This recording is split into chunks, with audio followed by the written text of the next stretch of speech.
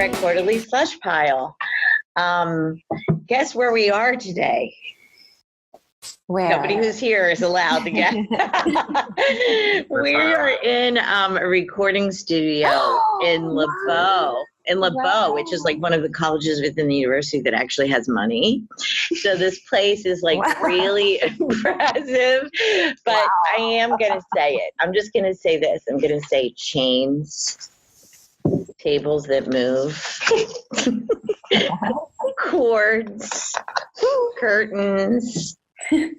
My mind is wandering about what might get recorded in this space. Oh, I see. Yeah, but it's kind of fun. It's kind of fun to think. Well, it's nice that you're back in a studio, but I bet you missed your blue sky walls.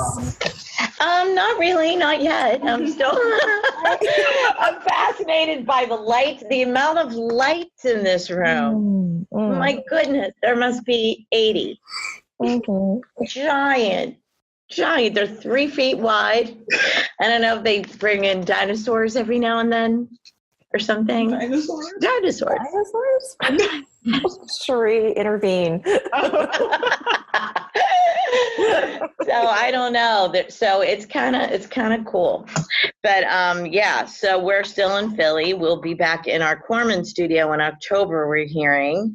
But we're using this one so that we don't have to be in the Blue Cinder Block space and hear toilets flushing and people chatting in the hallway. So the eye that's blathering on is Kathleen Volkmiller, also known as me. I run the graduate program in publishing here and co-edit the Painter Bread Quarterly and try to write essays and memoir. And on my right at this weird curved table, we're at a high top that moves.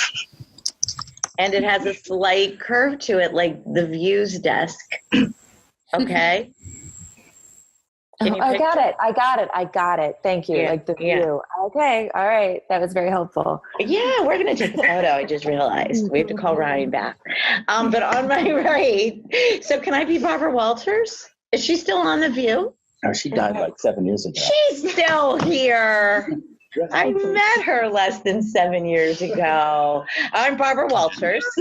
And to my right is Rosie O'Donnell.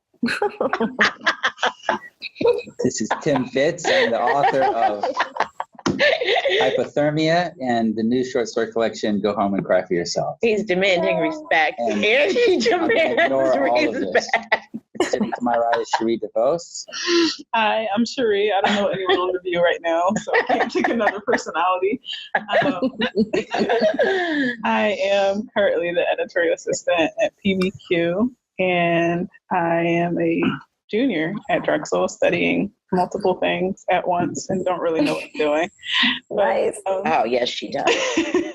She's downplaying her skill set. Yeah, that's about it. I write things sometimes. Yeah, sometimes. All right. Joe, say hi. Hi, it's Joe. Joe Zhang, our fabulous sound engineer and musician that we hear in the beginning of this amazing podcast. Mm-hmm. So who do we have where out there in the world? Hi. There? Jason, I'm here. I'm Jason Snyderman. I'm coming to you from Brooklyn today.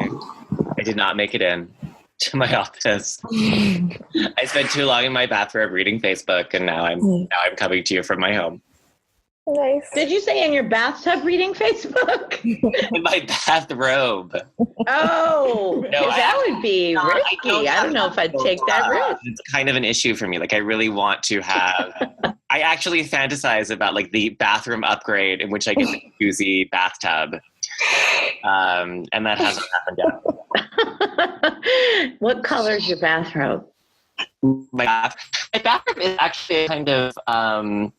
black with a silver pattern on it. It's a kind of, it's a sheer sort of, it's polyester, but it's like a silky kind of. Of course it would be. It's not a giant terry It's very similar to the silk pants that you gave me. Hey, don't judge. Don't judge a giant terry cloth bath. No, I had the giant terry cloth bathrobe too, but that's my winter bathrobe. Okay, all right. I'm using that as my segue. So I'm sitting here in Abu Dhabi. It's nighttime. The sun has set, and I'm in my apartment, and I'm freezing because we keep the air conditioning down so low. And I'm wearing a giant terry cloth bathrobe, which is part parka, part Chewbacca to stay warm. So just so we're clear about that, I'm cold in Abu Dhabi, and my husband loves to keep the AC churning. And as I sit here looking out my window, by the way, this is Marion, and I run the writing program in Abu Dhabi. And I'm looking at the skyline of the city of Abu Dhabi. And I say that because I suspect I'm looking in Samantha's direction. So Samantha, are you there? I am. Hi. Hi. I'm across the water from Marion on an island called Reem. It's pretty romantic. You are. And I work with Marion, and I'm a writing instructor at NYU, Abu Dhabi. Yay. Awesome. I have to tell you, Abu Dhabi ladies, that I got a letter from the woman who's coordinating things, my overnight, so I guess her early morning. And one of the little tips that they were giving us who are coming to the graduate fair was, it's very, very hot here, but all of the buildings are very, very cold. So bring cold. that. Bring what's appropriate for that. 105 degrees and 60 inside. A Chewbacca bathrobe is what you need. And I got you. You're covered, okay? Okay. All right. Yeah, we're all in bathrobes here too at work. In this very special room. This is the Bathrobisode.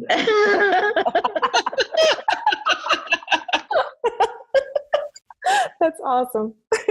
And now and forever shall be Bathrobisode. So speaking of, maybe we should get on to the episode and talk about what we have to talk about today. We have 3 poems by Nick Lantz. And what I'm already really grooving on is how different they are from one another in format, topic, approach, every single little thing. And I'm super excited. So we shall get rolling with An Urn for Ashes by Nick Lantz. Who would like to read? I'll read it. All righty. All right, Samantha. The atoms that made up Julius Caesar's body, burned on a pyre, spread by wind and time, have since dispersed far and wide.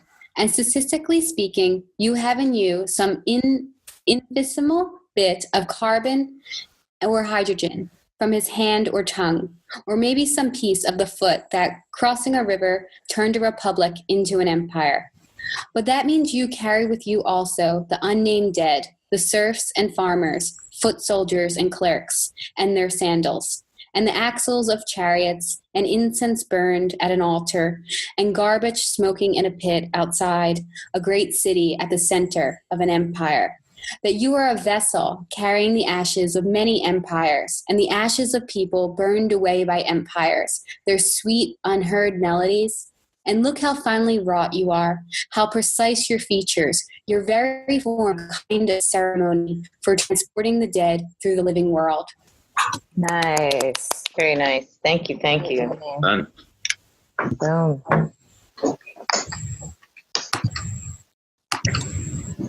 I really like this because I get so sick of hearing about how we're Stardust. Mm-hmm. And it's technically true, all of our molecules are formed in stars. But that the circulation of molecular matter, I thought this was such a great job of kind of playing with that, working through it. And, and also touching on that, we're also, everyone who does their past life regressions turns out to have been Cleopatra or someone, fabulous or famous or well-known. And to kind of both take that large historical, great man view of history, but then also to kind of see all people as connected in this very literal material way, kind of gets at so much of what a sort of like woo-woo reincarnation and like magic thinking gets you to, but without having to leave the realm of the physical and the truthful. And I was impressed. So I want to jump in and say on that sort of like woo-woo sensibility that it's also, it feels like it's directly in conversation with Hamlet, right? So I can't but hear, what is the line? Like the king will go of progress through the guts of a beggar, right? It's like Hamlet in the grave talking about how we all move from the living world into the dead and then move through, like just, you know, like just move through that system. And what this poem does is like flip it. It's like, you know, the king will go of progress through the guts of a beggar and the beggars go through us, right? Like we're all of it connected into this bigger system. And I think this poem does that beautifully by alluding to and flipping some of the ideas that come out of that moment. Yeah. Yeah. And I mean, and it couldn't be better said, but that last line, your very form, a kind of ceremony for transporting the dead through the living world. Yeah. Yeah, I love it. I love it. I love it. I love it. Since Jefferson Starship, people do still say we are Stardust? Or is that Neil Young? That was Crosby, Stills, and Nash, wasn't it? We are Stardust. We are golden. Yeah. That's Jenny Mitchell. I think I was a sheep farmer every single time. What happened? I think that I've been a sheep farmer every single past life until this one. I don't have past lives. Okay? It spills my coffee in anger about your not having a past life. What? Wait. Sorry. Are you still in your bathrobe, though? I am not. I am now wearing clothes. Oh, shoot. I'm sorry. That's why I'm grumpy. Spill your I don't coffee. like wearing clothes. So that means you were naked at some point. Bathrobes kind of split the difference. I told you there's something about this room. Yeah, so this is it sounded so lovely, Samantha, when you read it. The language is beautiful and the message is lovely, even though Jason, no, I'm kidding. The language is beautiful, and yeah. What are you thinking, Tim? Yeah, I largely concur. At the first third of the poem, I sort of had an urge to not like the poem because I had also heard about how, like, at some point, every breath has a molecule of Julius Caesar's breath. So when I started reading this, I was thinking, uh-oh. But then I liked that we're also breathing the breaths of farmers and serfs and foot soldiers. And then I thought it was going to turn into something grotesque, but it turned nice in a non-cheesy way. And so I really loved the fluidity of the poem and how it moved from one thing. And by the time we get to the end of the poem, the cliche that I thought we were getting close to at the beginning for me was pretty distant. So I really enjoyed the poem altogether. It wasn't, it didn't get me too close to the cheesy part at the beginning. I mean, I kind of like that too. I like taking a risk where we do things that might be corny, but getting it right up to the edge as long as we pull it back fast enough and far enough. Yeah. So, dear listeners and friend podcasters, usually his pen is working the whole time and there's circles and slashes and X's and arrows and commentary. And this time there's just brackets and he's just made it prettier. He's put a little frame around it. So if we can trust that. Well, so, yeah, you know what, just a final word too on the title, An Urn for Ashes, right? Like the way the poem like appeals to your sense of being part of the progress here, right? That like you are carrying the dead behind you because you're like the living vessel, but you're ultimately part of that system. Like you too are going to be ashes inside the next urn. Like it's a really elegant thought process that that works across the poem. So I'm down with this. I'm really digging this poem. Hey guys, since we have 3 all by Nick Lantz, maybe we should just vote. Let's do it. Let's do it. Yeah. 1, 2, 3, vote. Wait, I can't. Oh yeah. And it's unanimous. Woohoo! Go, Nick. Way to start off. So exciting. Thank you very much. And I would like to ask everyone listening to walk through the world today as if you're performing a ceremony. I like that so much. Okay, who is doing this one? This poem, Starvation Ranch, is set up with a lot of white space and indents, and it's pretty wild on the page. So our lovely co-op Cherie will be putting it on our website, so you can look, follow along, look after you hear this, look while you're hearing this. Unless you're driving, then don't. Who's going to read it? I can read it. All right. Oh, go Cherie. All right. Starvation Ranch. Frank Hyde, my mother's father's mother's father, named his farm Starvation Ranch. And in one July, I balanced high on a ladder to repaint those white letters on the same red barn where they've been for 100 years. But that summer is a sketch, a note written in the margin of a book I gave away. I shot rabbits and learned to drive and listen to the same Lou Reed tape on loop in the upper bedroom of my family's farmhouse.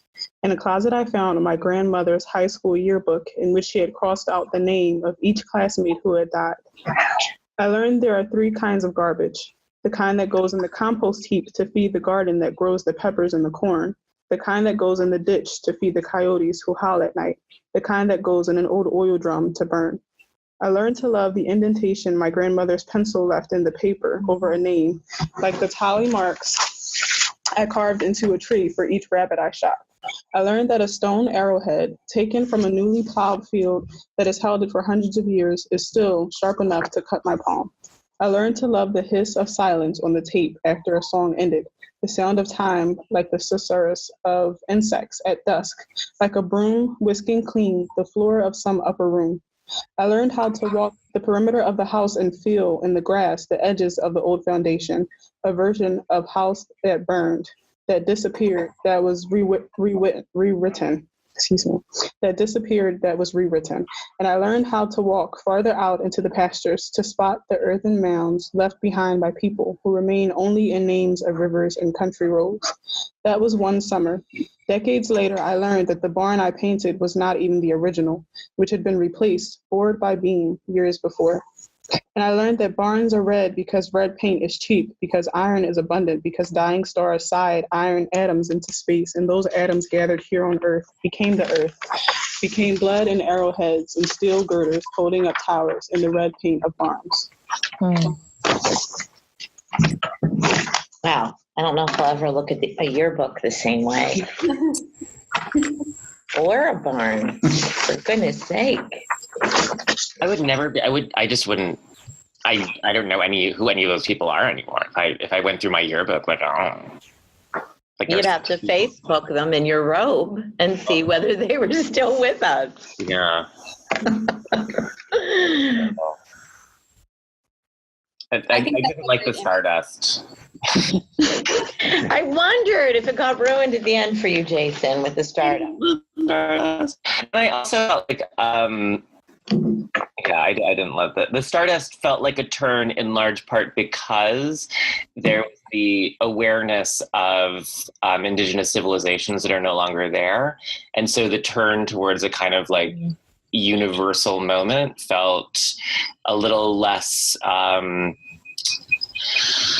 it felt like a way out of having to like really investigate something lost rather than kind of like staying with that loss. Mm-hmm. I'm hearing you. Well, you know what? On that point of loss, though, it's like I love Kathy that you just like invoke the image of Jason and Facebook in his bathrobe. right?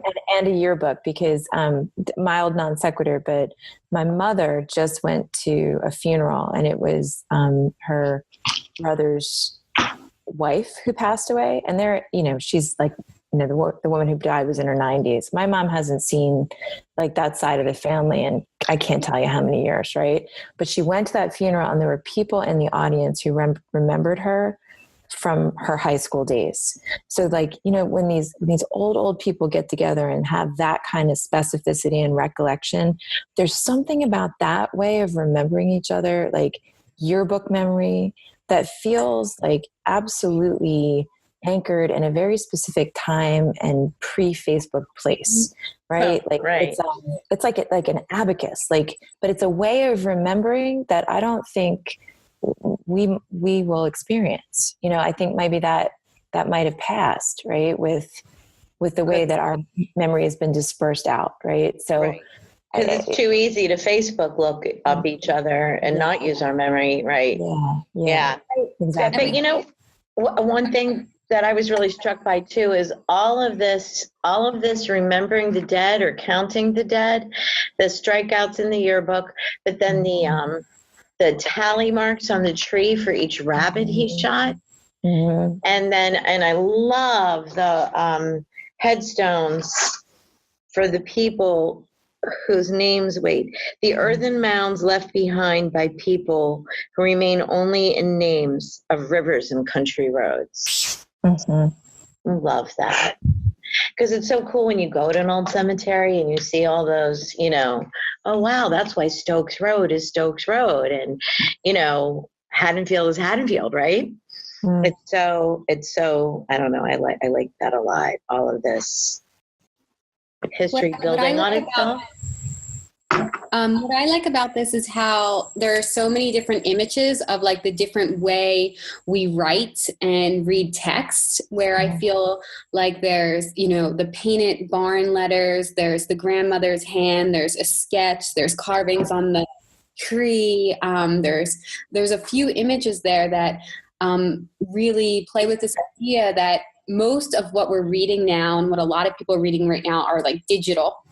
And I like that this takes this out of that flatness of words a lot. Mm-hmm. And let me just jump in and say too, like that, I know we've all seen it too, like, old ads or old signs on barns or on the sides of buildings that have sort of been like faded but are still present, like sort of like Coca-Cola ads that have sort of faded out but are still sort of like legible. Those are called ghost signs, right? And some people collect images of them, and that I love that notion of like that sort of like layering and sort of palimpsestic stuff, right? Like where it's like one image beneath another image that fades out, and then in this poem you get. And also this barn isn't even the first barn. There's a barn behind the barn, behind the barn, behind the barn. That's part of this thing, right? Yeah. And walking around feeling the foundation through the grass. That is so cool. Have you guys had that experience? It's really, I think, cool. not around the barn, but I think somewhere in the South, definitely. There's a lot of grass around like my family's houses and stuff like that. It's a different experience. So, and of course it's difficult to translate the spacing, but I thought a lot of those, a lot of the spaces where he took space was really well done. Like the floor of some upper room, that was one summer. Decade later, I learned, it seems. But then, Kathleen, I'm sorry to interrupt. Look at the last stanza, right? It looks radically different than the rest. And that's where it's most like on the nose. It's like, by the way, if you didn't get it, we're Stardust. The problem with that is, I feel like that is, I don't feel like that's the other poem. Mm-hmm. I don't think he never says we're Stardust. I know, but it's saying the same idea. The barns. You could clip that off and put up the end of the other poem and it would kind of work. No. I'm going to move this table. Stanza break. Barns are red because... Well, it really gets what am I trying to say? Adrenaline there, like it rolls in a way that the rest of it didn't when it builds there. A momentum. There's momentum in that last stanza. I love the idea of the red paint being red because it's cheap. But then they get into the whole stars and atoms, and I'm like, when is part of this barn going to be Julius Caesar? But then it doesn't get there, so you shouldn't even say that. No, It's not about totally there in my mind. It doesn't get there. You only just read that last poem. If I read this poem in a different journal, I would think, oh, he's doing that again. That's kind of interesting. No, you wouldn't. I would. But if I just read the poem, if I turn the page, I'm like, oh, is this all he does? You wouldn't. There are a lot of chords in here. There's a lot of chains.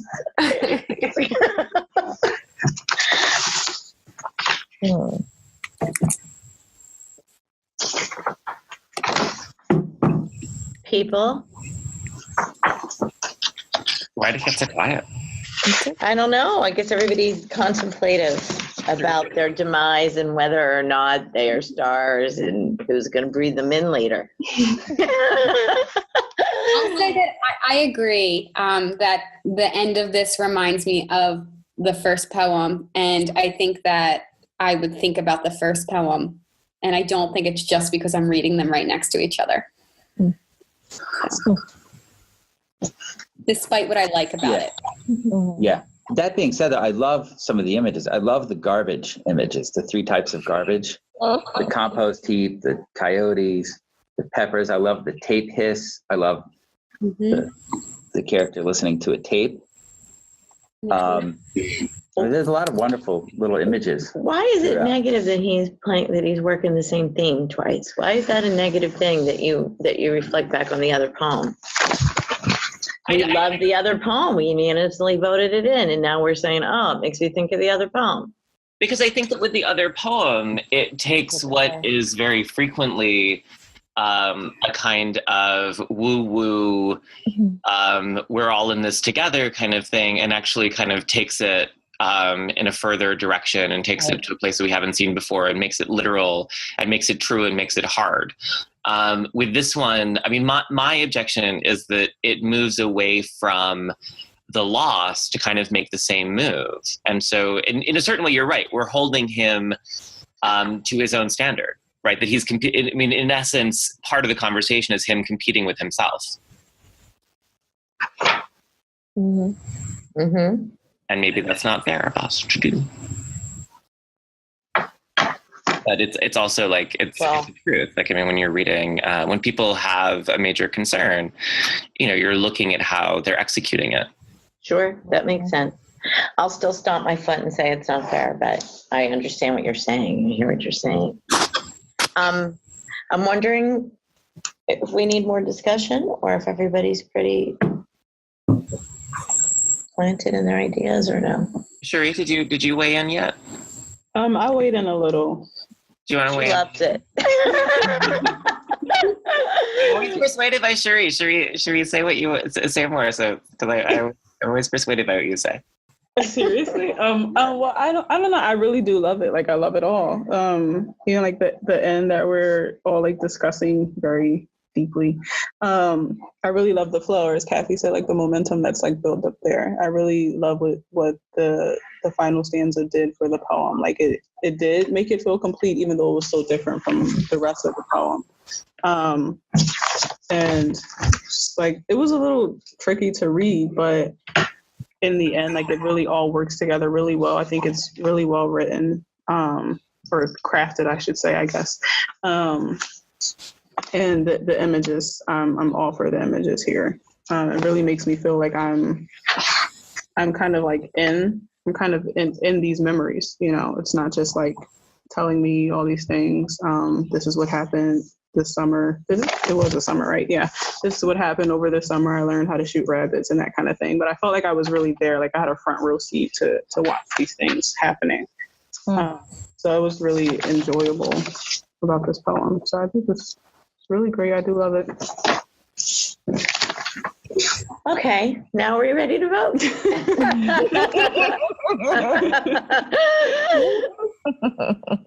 I say yes. Let's vote. Let's do Okay. it. Let's do it. 1, 2, 3, vote. It's in. Yeah. Woo! Nice. Thank you, everybody. Thank you, Nick Lantz. We're going to pause proceedings for a second. We really. Going. So, dear listeners, we had a little altercation in Jason's backyard, and he has run outside and is trying to take care of something that's happening to his fence. And our dear Tim might have to leave during the middle of this. So it's chaos suddenly on The View.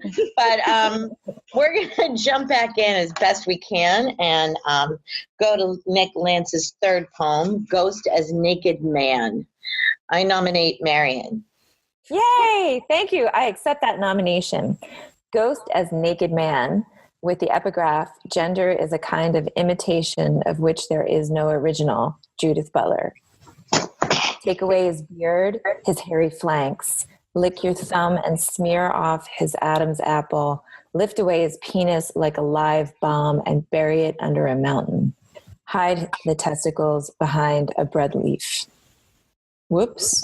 We're doing that again. I thought that was bread loaf, but it's broadleaf. Dear Nick, I completely rewrote that line. I'm going to do this over. Take 2. Ghost as a naked man. Gender is a kind of an imitation of which there is no original. Judith Butler. Take away his beard, his hairy flanks. Lick your thumb and smear off his Adam's apple. Lift away his penis like a live bomb and bury it under a mountain. Hide the testicles behind a broad leaf. But look, he still goes around town pointing at things he wants and moaning, rattling his imaginary chains. Every time he sees his reflection in a shop window, he cuts a thumb and with the blood paints over gaps in his shimmering reflection. Then he takes a brick and breaks the glass. There, he says, look what I made. Wow, Marion, you're such a good reader. Bread loaf. And Nick Lantz is a good writer. That was really, really lovely. Yeah, really great. Yeah. That was wonderful. I like that. That's something else. Jason, I heard you. You're back. So I you am can back. tell us, maybe if there's time, you can tell us about the fence. But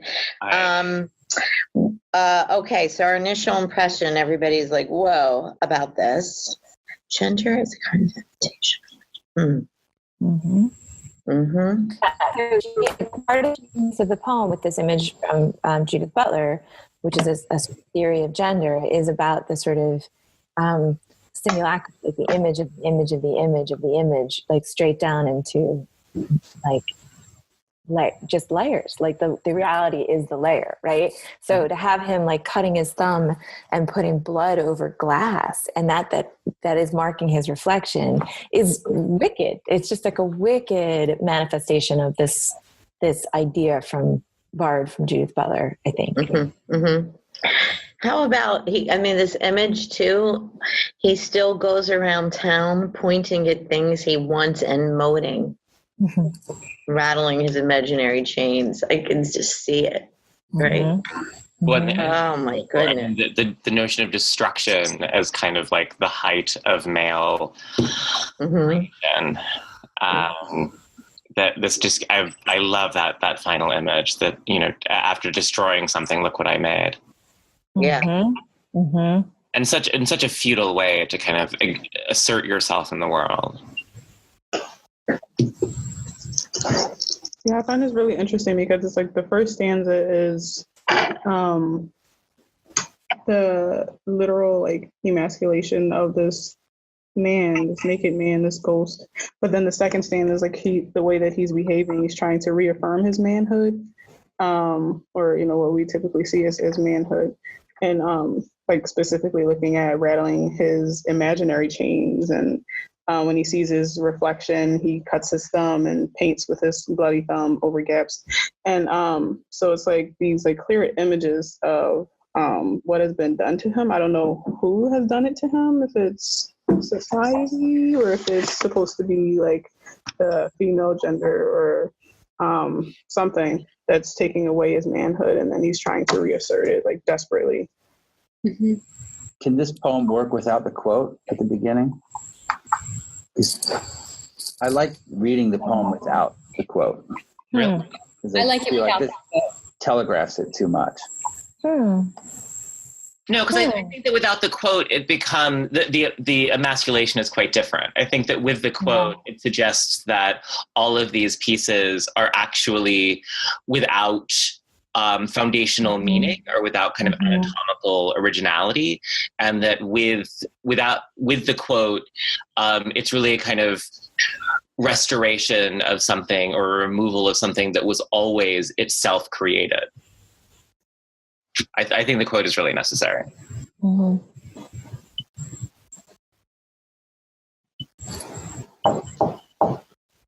And I'm also surprised, Butler, if I don't know if you've been reading Butler for a long time, I don't think of her as poetic. Particularly the earlier work, it was turgid. It was hard to get through those pages. And then to kind of pull this out in this really elegant sort of, just poetic statement. I was kind of well done. That's a nice piece. Mm-hmm. Mm-hmm. Mm-hmm.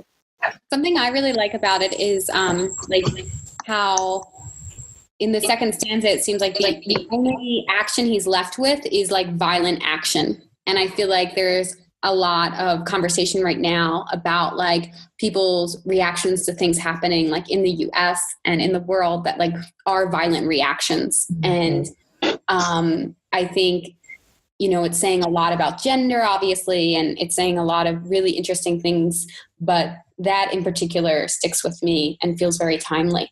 Yeah, I agree. And I feel like with the quote, it narrows the possible meanings of the poems. And without the quote, you can get more different areas. Mm-hmm. Yeah, I like it without the quote. What other readings would you have that are available without the quote? Me or Samantha? Yeah, both. I was reading it in a similar way that Samantha was reading it. I feel like a lot of the violence that's going on currently is just a result of people feeling like they're losing power, and they're looking at it in such a narrow way that they don't see all of the ways that we can coexist, and so they're just stamping their feet and causing a lot of fuss.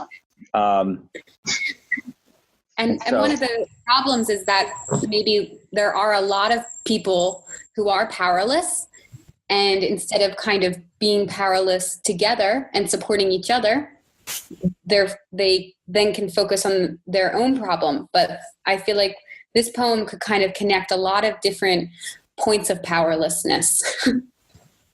Mm-hmm. I feel like if you're also someone who feels powerless, who reads this, if you are able to read the poem and connect and see that, then you might be able to come to that on your own terms and stop breaking things. The problem, I think, one of the problems nowadays with the division in the country is that both sides are shouting at each other and not allowing each other to come to any sort of realization on their own terms, so they just get defensive about it.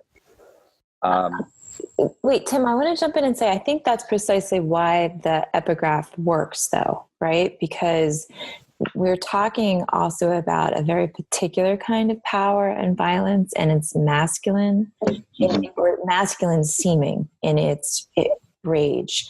But with the Butler quote there, it's in violence and enraged surfaces, right? So the idea here is that, look what I made is chaos, but it's chaos built out of and through surface meaning that has gotten traction and accrued power over time, but is in fact precarious, right? And I at least I think that's part of the subtlety of the the work the poem's doing. And so the epigraph, even though it might feel like it's kind of on the nose, complicates the work of the poem rather than totally telegraphs it. So I think I would advocate for keeping that epigraph right there and letting the poem be a study of masculinity and its surfaces and refractions and dangerous powers, right? And its emptiness ultimately, right? Like the simultaneity of all of that is what's churning in the poem. And I think that works. Weirdly works here. Don't we get there anyway? Can't we get there?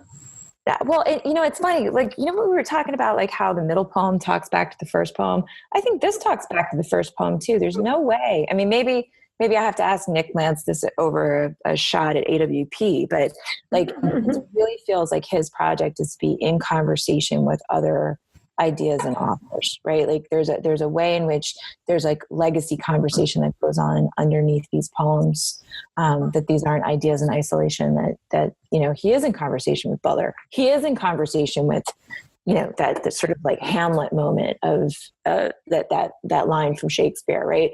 Like that's part of the richness, is the allusions that he's making. And I think that deepens the work rather than reduces it. I mean, knowing that he's contemplating gender as socially constructed, that he's, as Marion put it, that he's kind of in conversation with this idea of gender as a social construction. I mean, I don't think it limits the reading as much as it directs the reading. Yeah. And you're right, like you have to read it differently because of the epigraph. But I think that's crucial. I'm not uncomfortable with, I don't think of that as a limitation. I think of that as a direction. Right. I think we're ready to vote. Okay. Yeah. All right. Okay. Let's do it. 1, 2, 3, vote.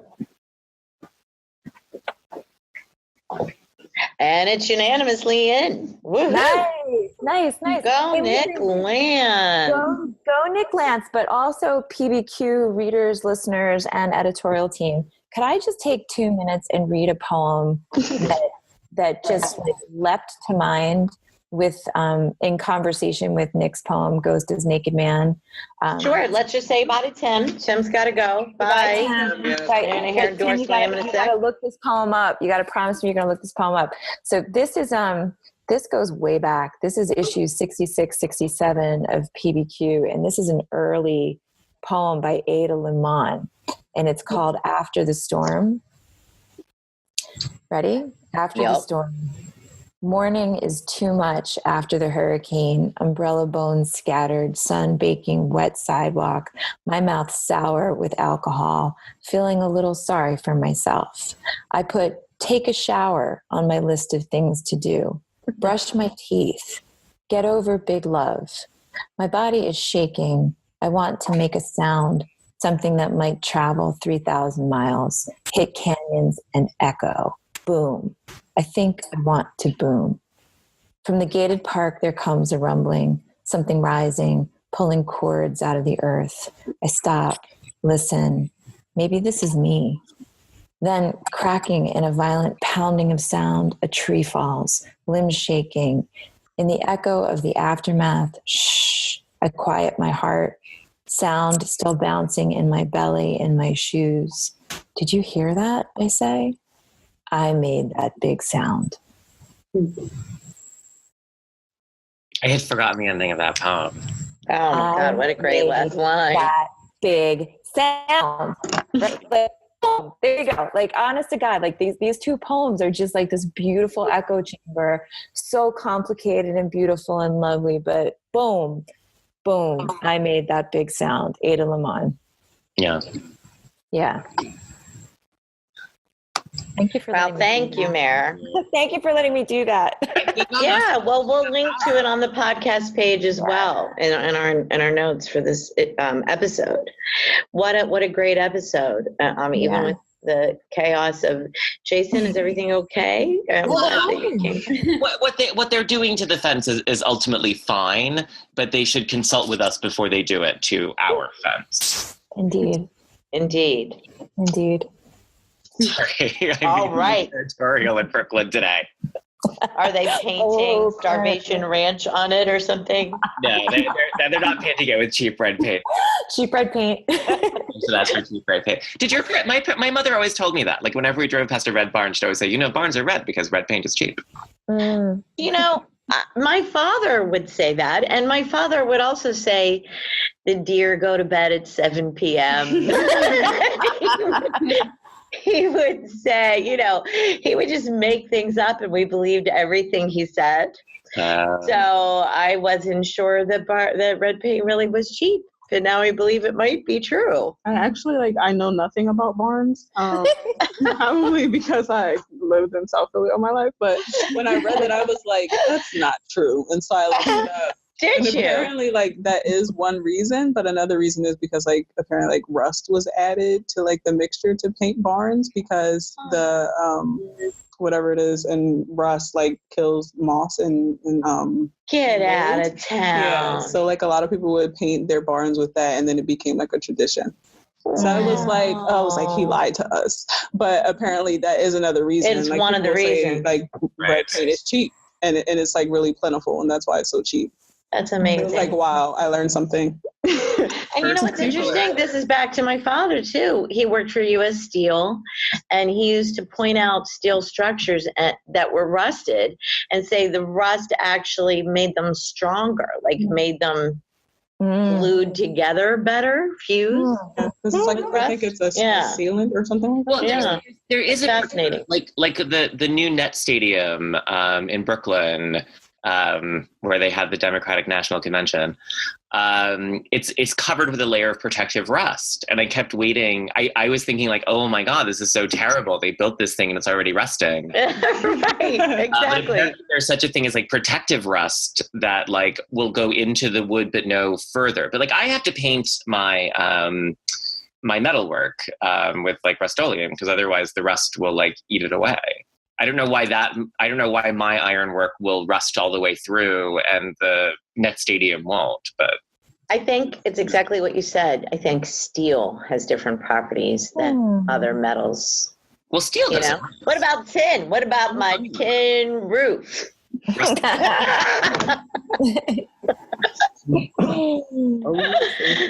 Wrap? Guys, Give me a wrap.